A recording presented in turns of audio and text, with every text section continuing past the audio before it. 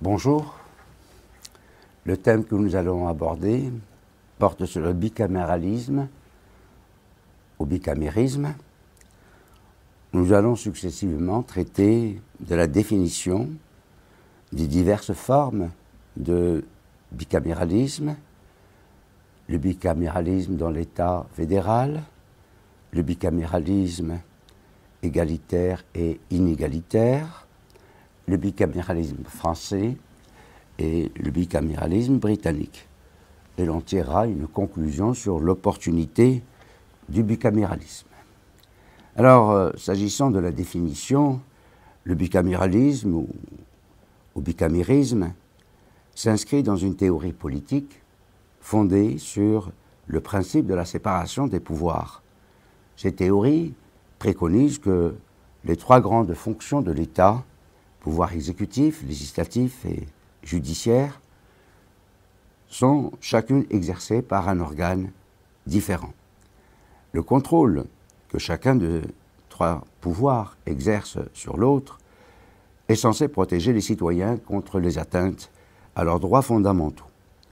La séparation des pouvoirs est appliquée dans la plupart des États démocratiques modernes et les plus ou moins souples.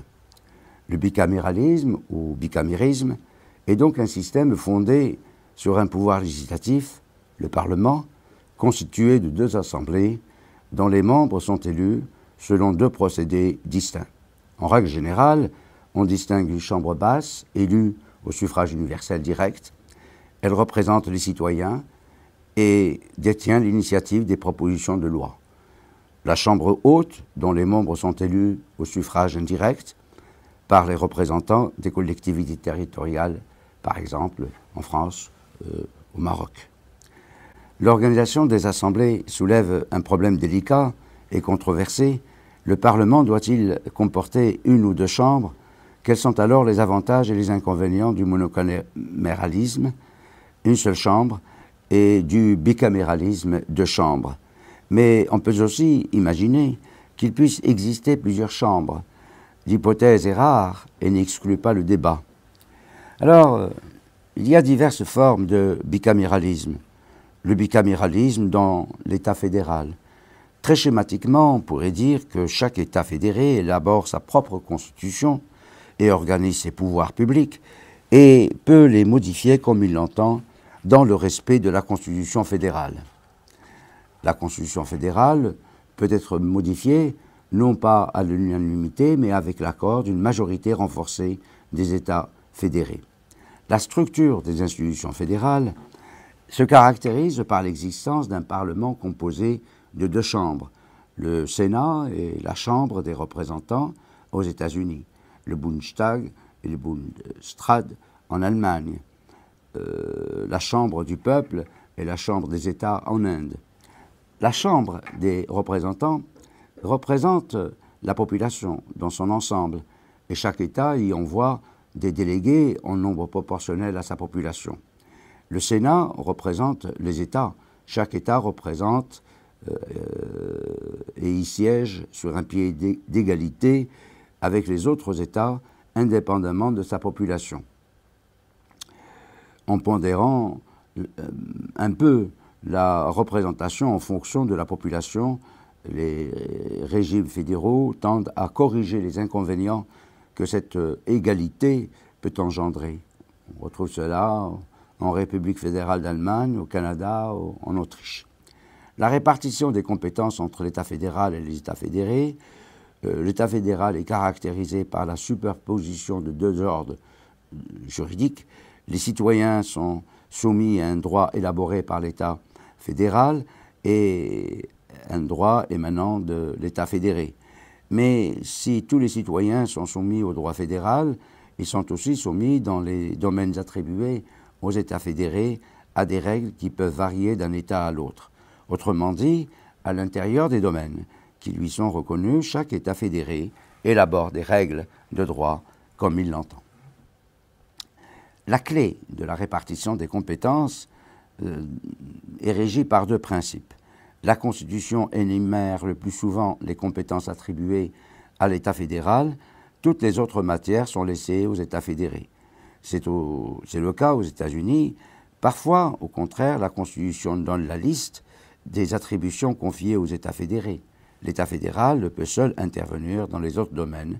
C'est le cas au Canada, par exemple. S'agissant des compétences, le Congrès américain est compétent pour élaborer, discuter et voter des lois fédérales. Il exerce également un contrôle sur le budget fédéral des États-Unis, le commerce et la défense du pays. Le Congrès peut soumettre des amendements à la Constitution. Il peut enfin lancer une procédure d'impeachment pour mettre en accusation le président, un haut fonctionnaire ou un juge. Le Sénat américain représente les États et la politique nationale, alors que la Chambre du peuple s'occupe des problèmes de la vie quotidienne des citoyens. L'un n'est pas supérieur à l'autre, les deux assemblées doivent travailler en coordination. Les procédures de vote de loi, les propositions de loi peuvent émaner de l'une des deux chambres, haute et basse, du Congrès des États-Unis. La proposition de loi est soumise à une commission, puis à une sous-commission dans chacune des deux chambres. La proposition de loi est ensuite présentée dans les deux chambres pour y être votée. Le vote effectué à la majorité relative et non absolue, seuls les membres présents peuvent voter. Pour que la loi soit adoptée, il faut que la même loi soit identique, soit acceptée dans chacune des deux chambres.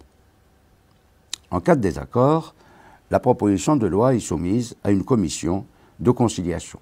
Les propositions de cette commission ne peuvent être qu'acceptées ou rejetées par les chambres.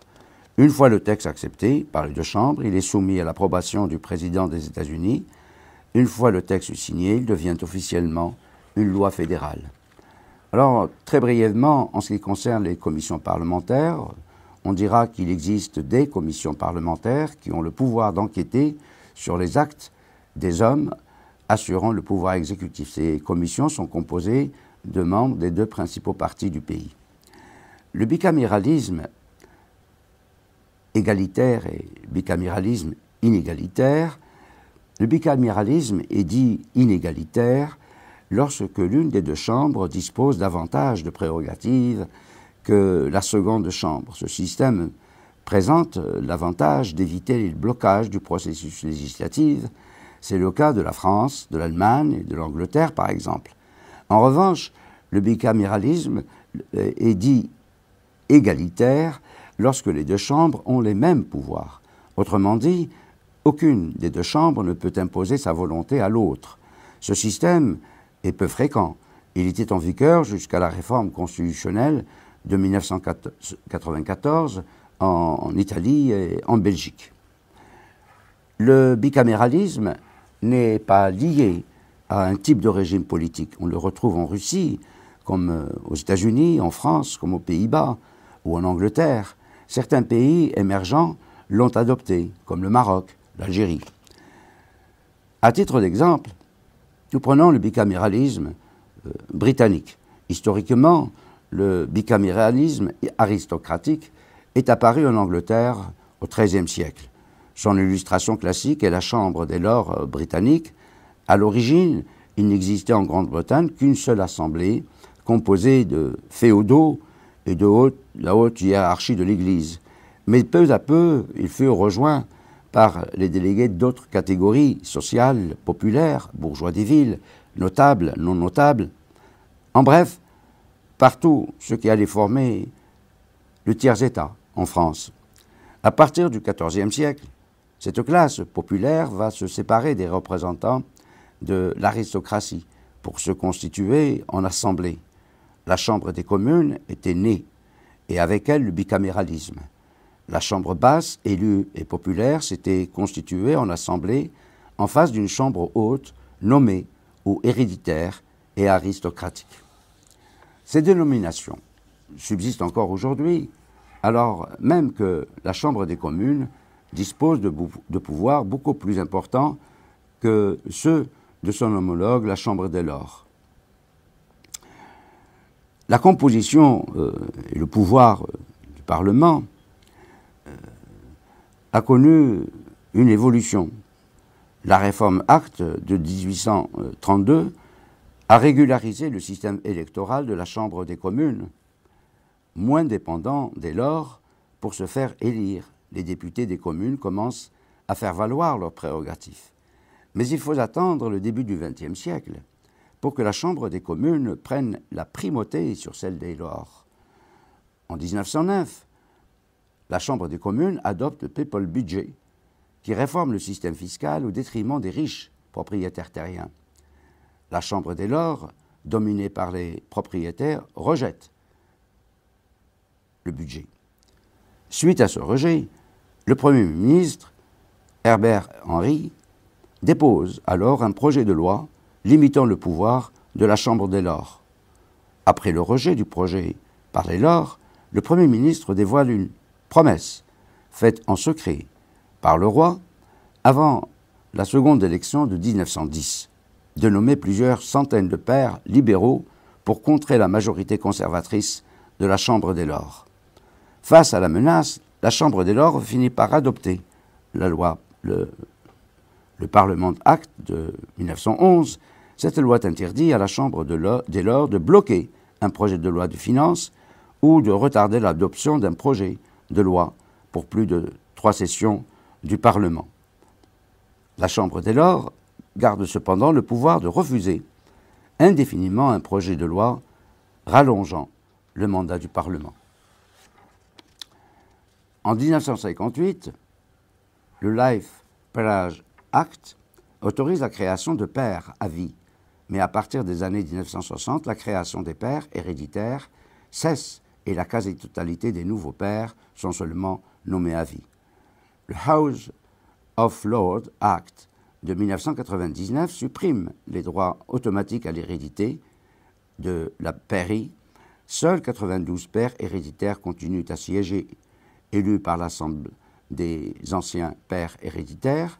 Ils sont remplacés à leur mort par une nouvelle élection. De plus, le Constitutional Reform Act de 2005 abolit les fonctions judiciaires de la Chambre des lords en créant une Cour suprême du Royaume-Uni. Le Parlement britannique est souvent considéré comme le modèle des parlements du monde.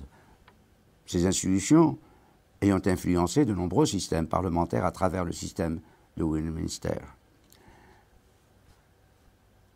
Le bicaméralisme français a connu aussi une évolution historique. Le Parlement, au sens moderne du terme, est apparu en France avec la Révolution. Sa forme monocamérale, bicamérale, pluricamérale, ses noms et ses attributions définies par des différentes constitutions ont pris des formes très diverses suivant les régimes. Mais si tous les parlements depuis la Révolution n'ont pas été bicaméraux, les expériences de monocaméralisme ont été limitées en nombre et dans le temps. En 1791, on avait considéré que le bicaméralisme étant, la nation étant une et indivisible, la représentation devait aussi n'être qu'une. La Constitution avait en conséquence institué un Parlement réduit à une seule assemblée législative. C'est à partir de 1795, troisième Constitution de l'an 8, qu'apparaît pour la première fois un Parlement bicaméral composé du Conseil des Anciens et du Conseil des 500.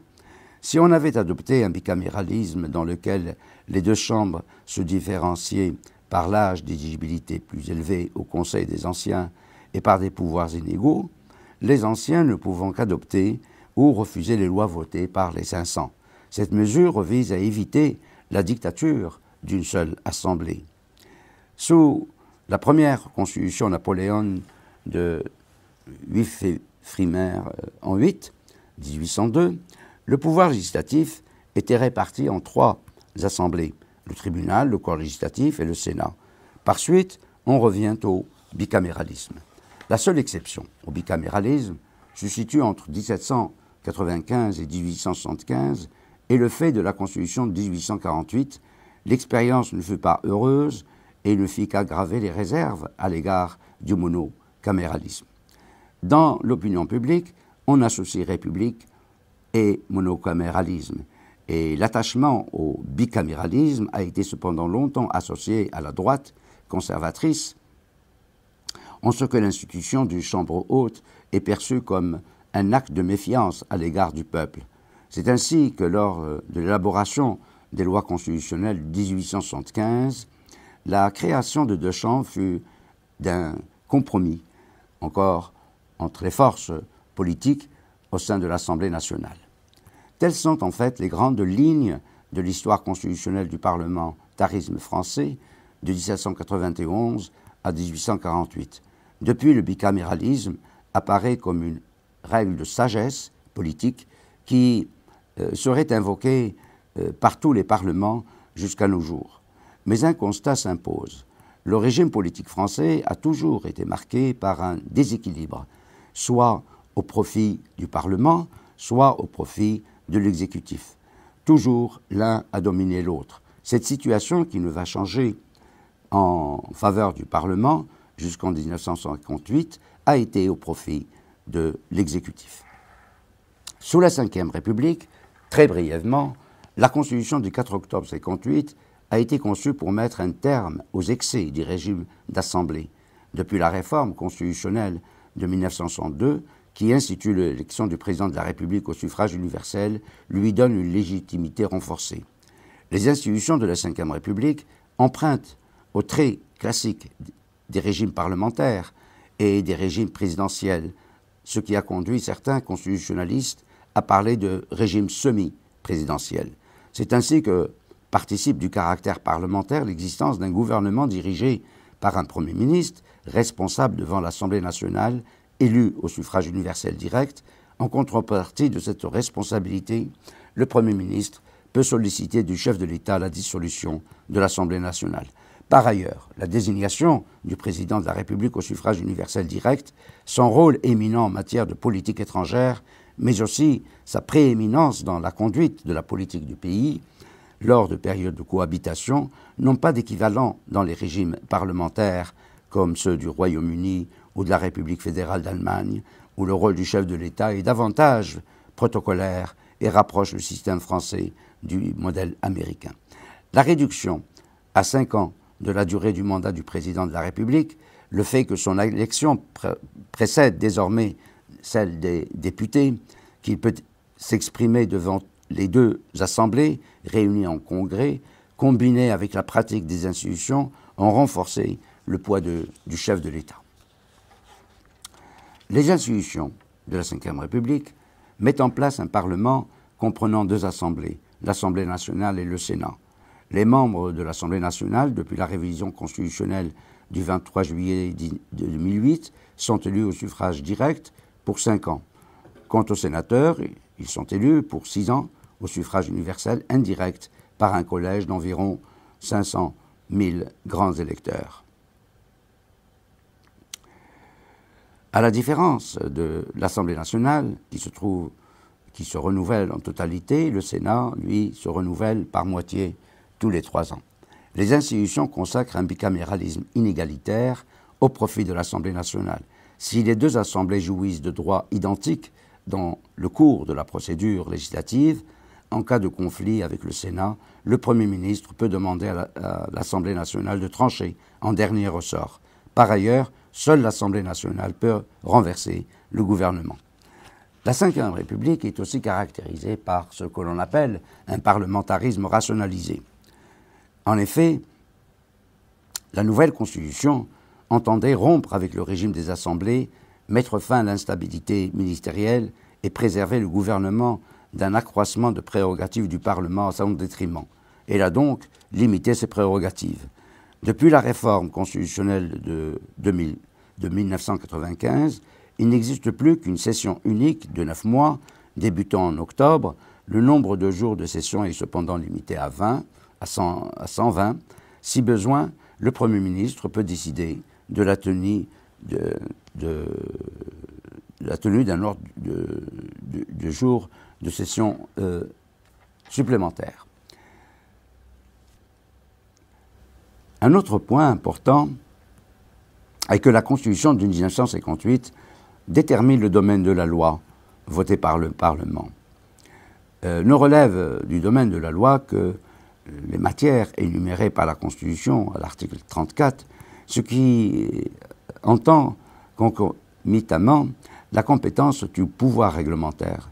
Cette mesure constitue une évolution qui est apparue importante en 1958, car la loi pouvait jusqu'à traiter de toutes les questions. En pratique, cependant, les matières fondamentales continuent à relever du domaine de la loi.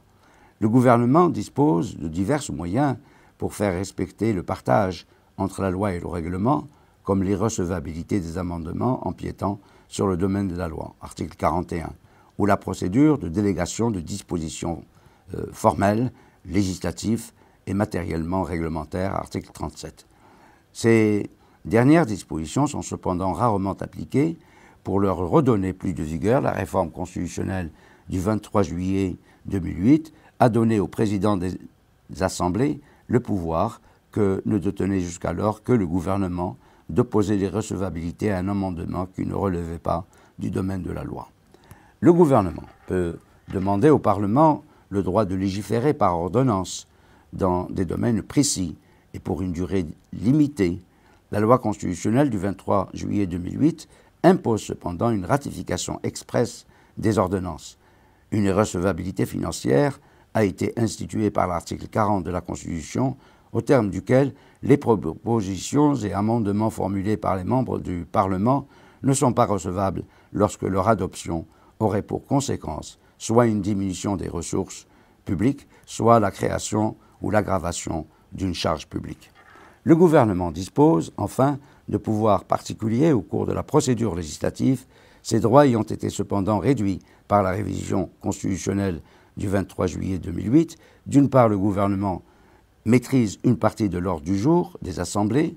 Depuis le 1er mars 2009, la règle est que seulement 2 semaines sur 4 sont réservées à l'examen des textes qu'il choisit, les lois de finances et de financement de la sécurité sociale bénéficiant en outre d'une priorité. D'autre part, le gouvernement peut accélérer les procédures d'examen des textes en provoquant la réunion d'une commission mixte paritaire composée de 7 députés et 7 sénateurs. Après une seule lecture devant chacune des chambres, sous réserve que les conférences des présidents des 2 assemblées ne s'y opposent pas conjointement. Par ailleurs, le gouvernement peut demander un vote bloqué sur toute ou partie des dispositions en discussion devant l'Assemblée nationale. Enfin, le gouvernement peut engager sa responsabilité sur les projets de loi de finances et de financement de la sécurité sociale. Depuis le 1er mars 2009, il peut engager sa responsabilité sur un autre projet ou une autre proposition de loi qu'une seule fois par session. Cette procédure permet l'adoption du texte si aucune motion de censure n'est déposée ou, en cas de dépôt, votée. Par rapport au régime précédent, les institutions de la Ve République se caractérisent donc par un renforcement du pouvoir exécutif de manière générale et un encadrement plus étroit des activités du Parlement. En ce qui concerne le fonctionnement du Parlement, nous avons examiné dans d'autres termes tout ce qui concerne les débats au Parlement, la fixation de l'ordre du jour, auquel je vous renvoie pour un complément d'information. Il nous reste à traiter, en conclusion, à savoir si le maintien d'un bicaméralisme peut être légitime et est-il opportun aussi de le maintenir. La controverse porte sur l'existence d'une seconde chambre dans les États unitaires et sur ses pouvoirs. Et la question est, doit-on accorder à la seconde chambre les mêmes attributions qu'à l'autre assemblée? Personne, aujourd'hui, ne songe à remettre en cause le bicaméralisme fédéral et ne suggère de réactiver le bicaméralisme aristocratique, condamné, à l'exception de la Grande-Bretagne, et pour combien de temps encore? Deux positions peuvent être présentées. Il y a une critique du bicaméralisme. Elle est fondée sur un argument technique qui tient de ce que l'existence est un facteur de complexité. C'est-à-dire que si les deux chambres sont d'accord, le bicaméralisme devient inopportun. Et si elles ne le sont pas, il y a conflit et perte de temps, double examen, navette, pour parvenir à un compromis, ce qui ne fait que ralentir la procédure déjà lente. La critique fondamentale tient surtout au caractère non démocratique de la seconde chambre, étant entendu que la seule représentation démocratique est issue du suffrage universel. Il faut bien admettre qu'à l'origine, le fédéralisme à part, les bicaméralismes avaient pour vocation de garantir à l'aristocratie une représentation qui lui est propre. La Chambre des lords, la Chambre des pairs, les sénats d'empire procédaient de la méfiance à l'égard du suffrage populaire. Mais il y a aussi la thèse inverse qui justifie le bicaméralisme. Sur le plan de l'élaboration de la loi, la seconde chambre joue le rôle d'un organe de réflexion. D'une part, elle clarifie la rédaction et la qualité du texte. D'autre part, elle peut en modifier le texte, écarter les dispositions inopportunes que l'on peut regretter et éviter ainsi les décisions hâtives. Enfin, un texte délibéré par deux assemblées vaut mieux que celui qui est délibéré par une seule assemblée. Ainsi, par exemple, en Norvège, le Storting se divise, après son élection, en deux sessions, le Lagting et l'Osdelting, pour l'examen et le vote des lois. Il va de même en Islande. En France, on se félicite du travail de mise au point des textes effectués par le Sénat. Sur le plan démocratique, il n'existe pas de chambre idéale. Dans le monde, le statut des assemblées parlementaires, leur mode de désignation, les conditions d'éligibilité varient. Chaque pays résout à sa manière sa quête de la démocratie. Par ailleurs, la représentativité de la seconde chambre ne peut être appréciée selon les mêmes critères que celle de la première, qui se veut représenter autre chose.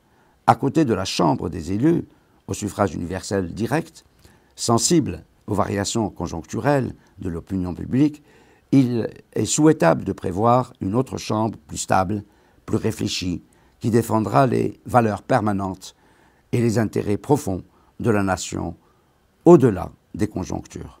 Enfin, il n'est pas juste de dire que la seconde chambre est toujours plus conservatrice que la chambre basse. Bien au contraire, elle peut être un rempart contre les despotismes. C'est le cas au temps de Napoléon III en 1852, de Franco, de Hitler. Tous ont été issus du monocaméralisme. Merci.